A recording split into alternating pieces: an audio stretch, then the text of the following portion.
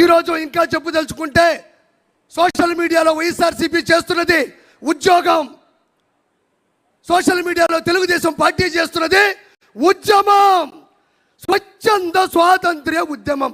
స్వేచ్ఛగా చేస్తున్నారని మరోసారి మీకు నేను చెప్తున్నాను.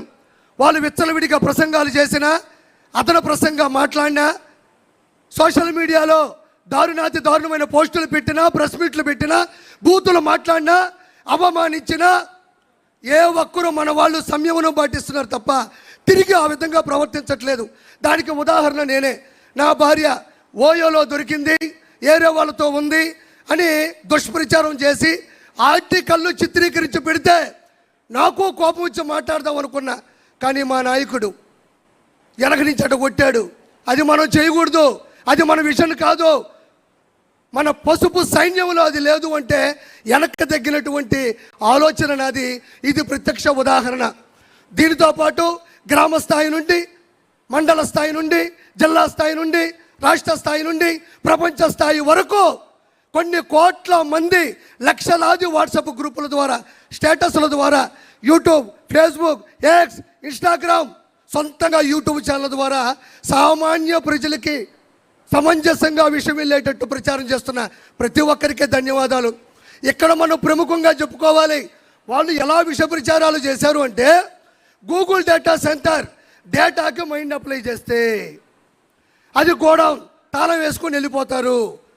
డేటాకి మైండ్ అప్లై చేశారు వాళ్ళు, మన వాళ్ళు సోషల్ మీడియా అప్లై చేశారు. తర్వాత ఆ రోజు రాత్రి అంతా దాగిపడుకున్నారు, అది వేరే విషయం. సింగయ్య గారిని వాళ్ళే చంపి, అతి కిరాతకంగా చంపి, వాడిని చంపింది, ఆ వ్యక్తిని చంపింది మన వాళ్ళని చూస్తే మన వాళ్ళు ఫుల్ వీడియోలో క్వాలిటీలో చూపించారు. వాళ్ళు ఫుల్గా దాగిపడుకున్నారు. దీంతోపాటు కుప్పంలో ప్రపంచంలో పెద్ద పెద్ద ఆర్ట్ డైరెక్టర్లు ఆశ్చర్యపోయే విధంగా టైట్ క్లోజ్ షాట్లో పెట్టి వాటర్ ట్యాంక్తో నీళ్లు తెచ్చి బిందుతో పోస్తే సంకలు గుద్దుకున్నారు, మేము నీళ్ళు ఇచ్చామని. మన వాళ్ళు వైడ్ షాట్ పెట్టారు, ఓల్డ్ వైడ్గా వైరల్ అయింది. తర్వాత వాళ్ళకి వైరల్ ఫీవర్ వచ్చింది. దీంతోపాటు తల్లికి వందనం, స్త్రీ శక్తి, దివ్యాంగ శక్తి, అన్నదాత సుఖీబాబా, మెగా డిఎస్సి 16,743. దీంతోపాటు విజయవాడ వరదలు, మంతా తుఫాను, ఒకటి కాదు నాయన.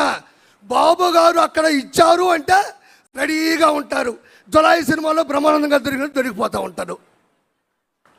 అది వాళ్ళ ప్రత్యేకత. నేను ఇక్కడ ఇంకో గొప్ప విషయం చెప్పాలి. అన్న లోకేష్ అన్న కూడా వచ్చాడు.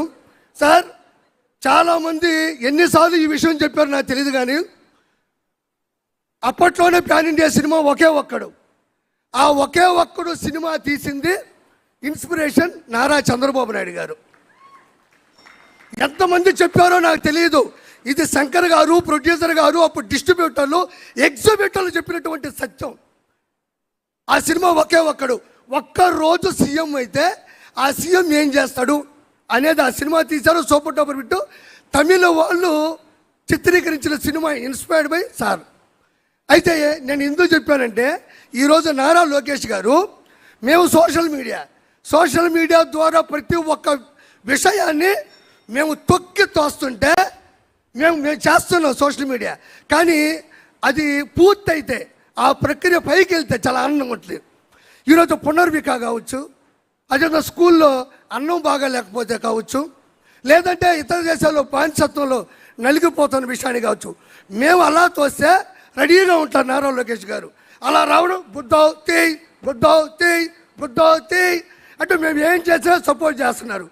ఎందుకనంటే ఒక్క రోజులో సీఎం అయినటువంటి హీరో అర్జున్ గారు ఎలా చేశారో, సేమ్ ఈరోజు నారా లోకేష్ గారు వచ్చినట్టు పరిష్కరించు వెళ్ళిపోతున్నారు. ప్రతి ఒక్కరి దగ్గర మొబైల్ ఉంది. బాబు గారు చేస్తున్న ప్రతి మంచిని బయటికి తీసుకెళ్ళి పూర్తి సమర్థవంతంగా 2029లో బాబు గారిని మళ్ళీ గెలిపించుకోవాలని మనస్ఫూర్తిగా కోరుకుంటూ థ్యాంక్ యూ సో మచ్. కిరాక్ ఆర్పి గారికి ప్రత్యేక ధన్యవాదాలు.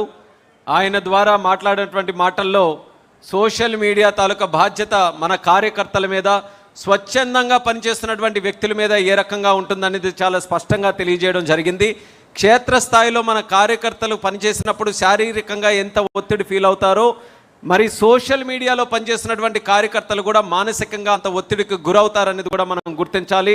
అందుకని ఈ మహానాడు వేదిక ద్వారా సోషల్ మీడియాలో పనిచేసినటువంటి ప్రతి ఒక్క కార్యకర్తకు కూడా హృదయపూర్వకమైనటువంటి ధన్యవాదాలు తెలియజేయవలసిందిగా, నాతో పాటు ఎక్కడెక్కడైతే సభలో పాల్గొన్నటువంటి ప్రతి ఒక్కరు కూడా సోషల్ మీడియా టీమ్స్కి మాత్రం ప్రత్యేకంగా గుర్తిస్తూ వాళ్ళందరికీ కూడా అభినందించాలని ఈ సభాముఖంగా తెలియజేసుకుంటున్నాను. వాళ్ళ మెసేజ్ ఎంత బలంగా వెళ్తుందో